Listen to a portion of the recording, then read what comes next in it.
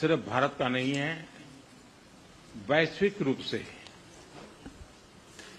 हम इस मत के हैं कि गैर कानूनी तरीके से जो लोग दूसरे देशों में होते हैं उनको वहां रहने का कोई कानूनी अधिकार तो है नहीं। हमने हमेशा कहा है कि जो वेरीफाइड होगा, कि जो सच्चे अर्थ में भारत का ही नागरिक होगा, वो अगर अमेरिका में गैर कानूनी तरीके से रहता है तो उसको वापस लेने के लिए भारत तैयार है। ह्यूमन ट्रैफिकिंग में जुड़े हुए पूरे इकोसिस्टम पर हमने वार करना चाहिए। अमेरिका और भारत मिलकर के हमारी कोशिश है और हमारी कोशिश रहनी चाहिए। Prime Minister, the US is giving a lot of push to curb illegal immigration, and India has been cooperating on this issue. How does India see this issue in the larger context? Thank you.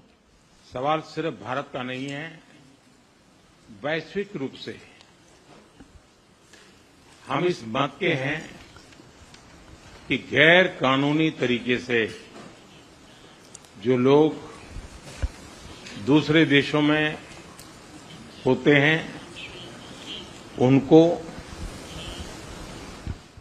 वहां रहने का कोई कानूनी अधिकार तो है नहीं।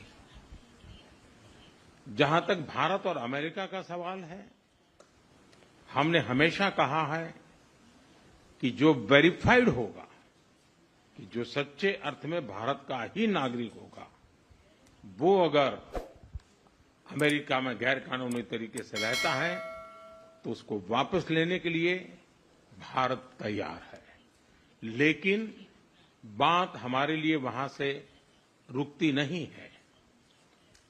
ये सामान्य परिवारों के बच्चे होते हैं, उनको बड़े बड़े सपने दिखाए जाते हैं और उनको ज्यादातर ऐसे होते हैं उनको गुमराह करके लाया जाता है।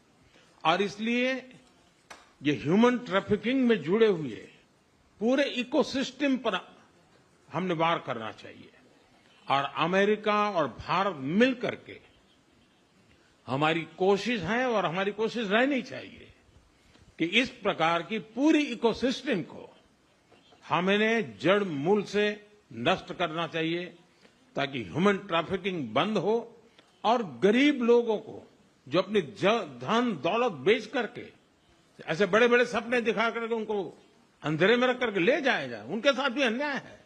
और इसलिए हमारी बड़ी लड़ाई उस पूरे इकोसिस्टम के खिलाफ है और मुझे विश्वास है कि राष्ट्रपति ट्रंप भी इस इकोसिस्टम को खत्म करने में